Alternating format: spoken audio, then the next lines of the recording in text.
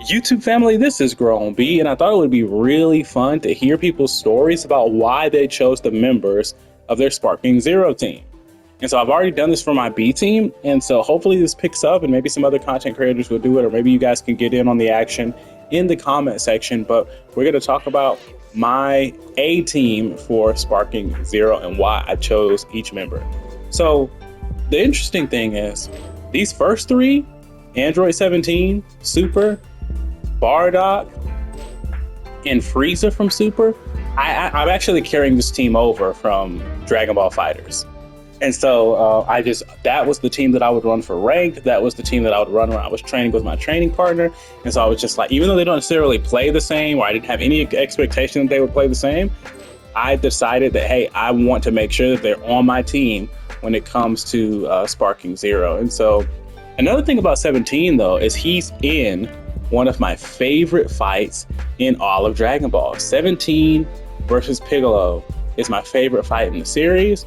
And I think his kind of little training match, or whatever you want to call it, that exhibition that he has with Super Saiyan Blue Goku in Super, is also one of my favorite fights in Super. And so 17 has just really grown on me over the years, and that's why he's on the team. Bardock, just an interesting character, a fun character.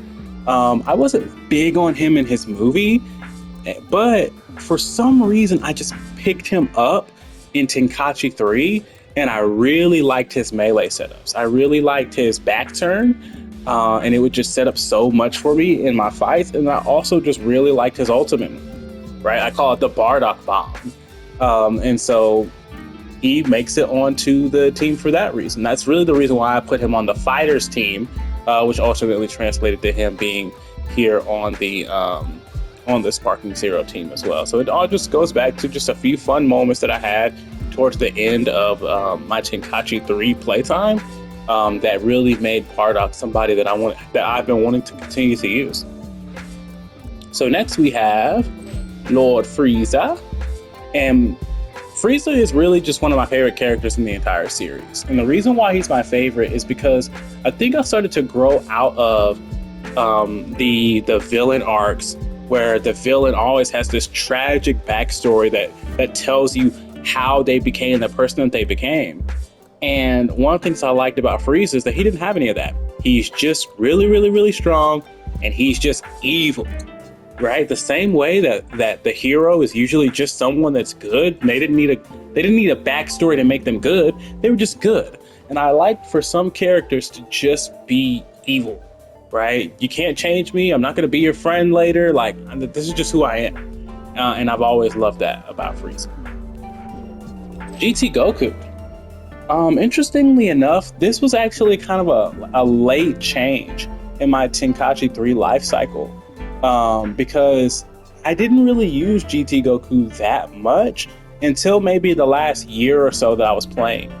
One of the big reasons why I do love using him is because he has my favorite transformation, which is Super Saiyan 3. And so for me, each one of these characters represent in some way one of my favorite things about the series, whether it's just my favorite character, whether it's one of my favorite fights, or just something along those lines. Like, every character kind of represents that in some way when it comes to the series. And so I can't remember exactly why I switched over to GT Goku, but I ended up switching over to GT Goku. Maybe it's because I liked having the option of the Super Saiyan 3, but also the option of a Super Saiyan 4 to be able to take it up a notch. GT Goku also has one of my favorite moves in the series, my second favorite move in the series. We'll talk about my first favorite move a little bit later. But his Dragon Fist, where he goes through and then he turns around and he hits him with a Kamehameha wave, that is just disgusting and cruel, but it's one of my favorite things that he does in GT, so that's why he's a part of the team. And then Piccolo. Piccolo is just one of my favorite characters. I like his attitude, I like his relationship with everybody, I like how his relationship and the way he operates and acts slightly changes depending on who he's around. I like how he's always ready to go, right? When it comes to the movies and something randomly pops off, like Piccolo is always popping up and he's always ready. he never has to get ready. So I love that about Piccolo, but Piccolo also has my favorite move in the series, which is the Hellstone Grenade that he used in my favorite fight in the series, which is his fight with Android 17. And so that's why Piccolo is on this team as well. So that's the reason why I picked these individual characters. Regardless of how good they would have been in the game, this probably would have been my 5, regardless of how good or bad or they had great moves, if they had that great ultimate abilities or super moves, I still would have picked this team. And that's just kind of a format that I use to choose characters regardless of what type of game that I'm playing. So hopefully you guys will let me know what your team looks like, and maybe you'll have some cool stories or just interesting reasons to why you chose each one. So let me know in the comments. Other than that, if you like the video, like it. If you think someone else might like it, share it. And if you want to see more, really hope that you will subscribe.